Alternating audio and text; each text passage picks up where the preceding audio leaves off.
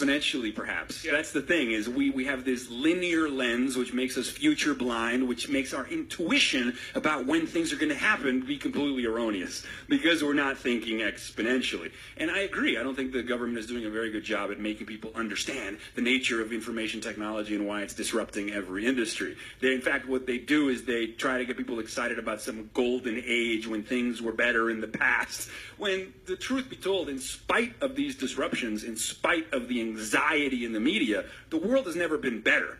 The world is more peaceful now than it's ever been in all of human history. The chances of a man dying at the hands of another man today are the lowest than they've ever been in all of human history. By every measurable indicator that you can imagine, quality of life across the world has gone up. You know, I mean, yes, it's a problem when parts of the world see, oh, the middle class is being affected. That is a problem. But it also means that somewhere else in the world, hundreds of millions of people have suddenly come into the middle class for the first time. Net gain for the planet, if it's strictly numbers we're talking about. But of course, people don't think globally. They think only about their tribe or their nation state or their America first or whatever it may be. We need to think, I think, beyond borders. I think we need to think globally.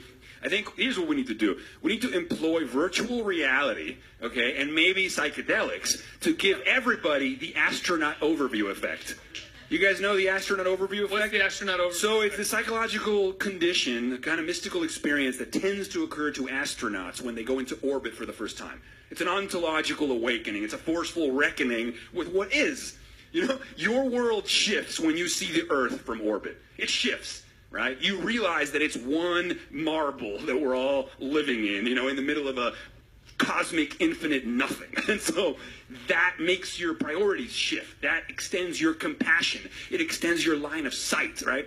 That quote that says, empathy rarely extends beyond your line of sight. But when you see the whole Earth, trust me, you care about the whole planet. And so if we could tweak individual people's consciousnesses in a massive way, I think we could change the world and change society. In fact, Stanford recently and some other institutions have done research on these kind of transformative experiences.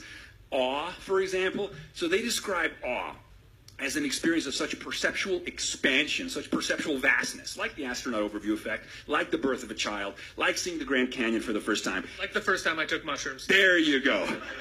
The point being, you're forced to reconfigure your mental maps of the world. Like, we all go into the world with these pre-existing mental maps that we form when we're little kids. And as the world gets more limited, as we get more disappointments and frustrations in our lives, our world shrinks. And eventually, you know, we're the been theres and done that's of the adult mind. We become completely cynical and jaded.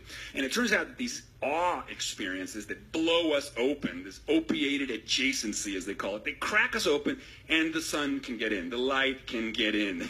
And if we could turn this passing illumination into abiding light, like, we'd be in a good place. The point being, when you experience a state of awe, you are left with increased feelings of well-being, increased feelings of compassion, increased feelings of creativity. Like, the net gain, the cognitive benefits are clear. Blowing our own minds is good for us.